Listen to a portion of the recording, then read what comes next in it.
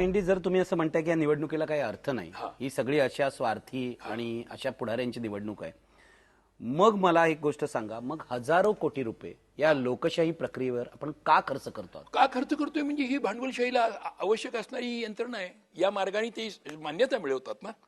म्हणजे आज असं आहे, कुणीतरी लुटारून एखादा देश ताब्यात घेणं आणि कायदेशीररित्या रबरी शिक्का किंवा काय असेल सील मुद्रा घेऊन राज्य करणं सोपं आहे. त्यामुळे आज हे मान्यतेचं, लोकशाहीच्या मान्यतेचं एक सील शिक्का हा घेऊन राज्य करायला पाहिजे. त्याशिवाय त्याला स्थैर्य येत म्हणजे आपण हे लोकशाहीचं नाटक करतो आहोत. हे लोकशाहीचा हा सगळा एक लोकांच्या दृष्टीने तरी नाटक आहे. पण मग आणि तुमच्या हे नाटक म्हणजे गमतीचं आहे. हे हॅम्लेट, प्रिन्स हॅम्लेट शिवाय खेळला जाणारा हा हॅम्लेटचा खेळ आहे. हॅम्लेट शिवाय खेळला जाणारा हॅम्लेटचा खेळ. हॅम्लेटचा खेळ आहे. हॅम्लेट नाटक. पण त्या हॅम्लेट नाटकामध्ये प्रिन्स हॅम्लेट नसणं अशी ही एक गंमत आहे. म्हणजे असा प्रयोग कधी कुणी केला नसेल. हा, तेव्हा लोकशाही नसलेला हा लोकशाहीचा एक प्रयोग आहे. काय लोकांचं काय ऐकता तुम्ही? लोकांनी आज रायगडमध्ये काल 21 सप्टेंबरला यांनीच जनमत चाचणी घेतली. मुख्यमंत्र्यांनी ऑर्डर केली. मुख्यमंत्र्यांच्या ऑर्डरवर कलेक्टरनं नोटिफिकेशन काढलं. 4 वृत्तपत्रामध्ये त्याला प्रसिद्धी दिली आणि लोकांना 21 सप्टेंबरला मतदानला यायला त्यांनी सांगितलं. मतदानला कुणी यावं तेही त्यांनी सांगितलं. ज्यांच्या जमिनीला नोटीस लागली आहे ॲक्विजिशनची, भूसंपादन, त्यांनी यावं. त्यापर्यंत लोक आले आणि त्यांनी आपलं मतदान व्यक्त केलं. हे मतदान होईल तेव्हा आपण ते मॅनेज करू असं कंपनीला आणि सरकारला वाटत होतं. पण ते काही होत नाही असं म्हटल्यानंतर शेवटच्या 3 दिवस राहिले असताना रिलायन्स कंपनी कोर्टात गेली आणि हा सारा त्यांनी उद्या जनमताचा 21 तारखेचा प्रयोग स्थगित व्हावा म्हणून प्रयत्न केला. आम्ही तो हाणून पाडला आणि त्यानंतर ही जनमत चाचणी झाली. आता रिपोर्ट असा आला आहे की रिपोर्ट त्यांना अनुकूल नाही.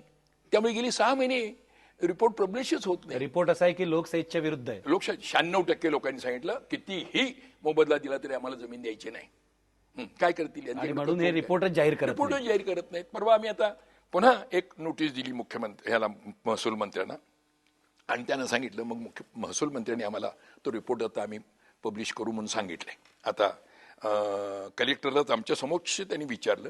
कलेक्टरने काही मुदत मागितली. त्या कलेक्टरने मुदत मागितली म्हणजे काय, आपलं रिपोर्ट तयारच आहे. हो, रिपोर्ट तयारच आहे.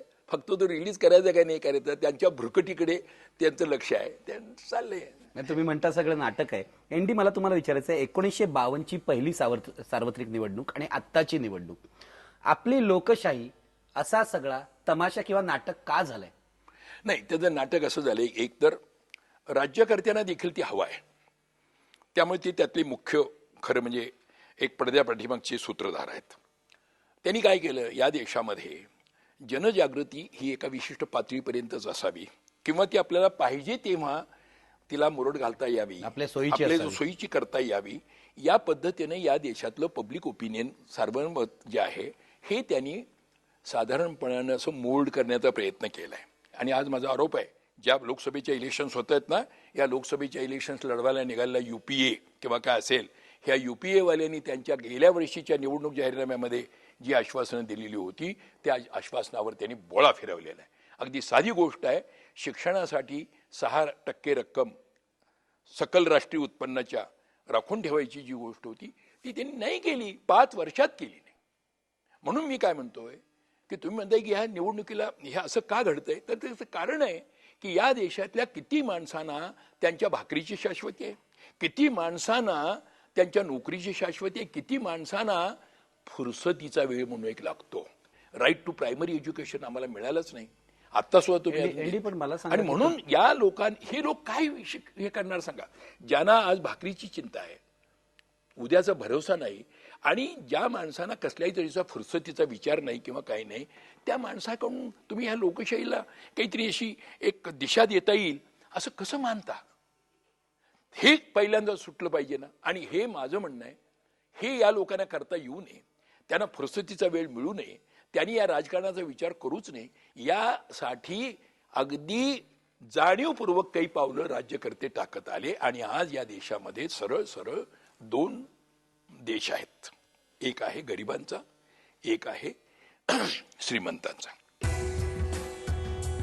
हा जो जबरदस्त तुमचा आशावाद आहे हो.